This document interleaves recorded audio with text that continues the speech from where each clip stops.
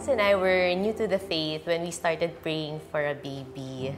And it was a prayer request that had to be delayed because I accepted a job as a flight attendant in Qatar Airways. So the first 2 years of our marriage, we wanted to travel, we wanted to build our own house. We wanted to share our blessings with our families first.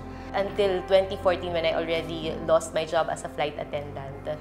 So when we came back to Qatar, and that's the time when Vance and I told to ourselves that we should go back into really focusing on getting pregnant, go back to our prayer again, what He really wanted for us. And that prayer led us into having an appointment with a fertility doctor.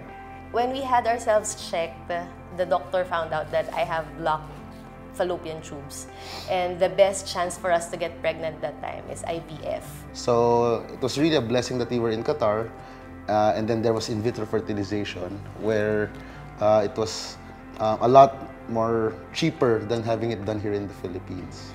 And when we learned of the cost of the procedure, we were just reminded of God's bigger picture, why He brought us in that country. It's not about our career, it's not about what we wanted, but even if we forgot our prayer for a child that time, God remembers the inner desires of our hearts. She reminds us all the time.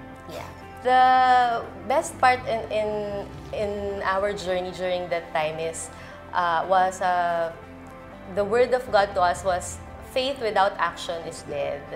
So we just knew that we had to do something if we really want to have a child, because I knew that time that there was something wrong in my body, and yet I wasn't doing anything. So when we had that word, we submitted to the wisdom of the doctor. It wasn't us who really sought after IVF. It was the doctor who told us after the series of tests. So on January and March of last year, we had our first 2 IVF attempts, and both were failed attempts. Failed one in January. It was heartbreaking for both of us. And we had another failed attempt during March. It was more heartbreaking for both of us because we were expecting. We were already asking what's wrong with us. Came to the point of asking if God is really real. Whenever we were talking that time, we were crying. And then we would always use that word that, even if God wouldn't bless us with a child, we would still choose Him. I think we had to reach that lowest point first for us to realize that. Because in Him we are already complete. Our declaration that time was, Lord, better are our worst days with You than our best days without You. While we were going through our fertility treatment, it was such a blessing that we were connected to our church there, the Every Nation Qatar. And back then, we were active members, we were volunteers. So that time, those people are the ones who were also praying for us. Whenever we feel like we are down during those failed attempts, they are the ones who are also praying and believing for that blessing for us. When we were going through our ministry, God was just impressing in our hearts that our season of waiting is going to be a season of joyful waiting. During the mid-year prayer and fasting, we decided to join the Victory for through podcast and live stream. Because the last day of the prayer and fasting will also be the schedule of our pregnancy test. So on July 6, 2017, after 6 years of waiting, after battling doubts and fears, we finally confirmed that we are finally pregnant. Yes.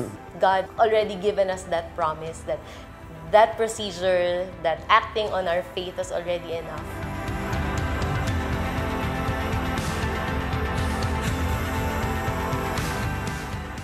On March 12, 2018, I gave birth to a healthy 8.9 baby boy. And we named him Carson Vance. We believe that God allowed us to go through that long and painstaking journey of waiting for a child because He wanted us to trust Him completely. Hi, I'm Vance. I am Carms. And this is our son Carson. And he's a living testament that we can taste and we can see that the Lord is good. And blessed is the one who takes refuge in Him. Amen.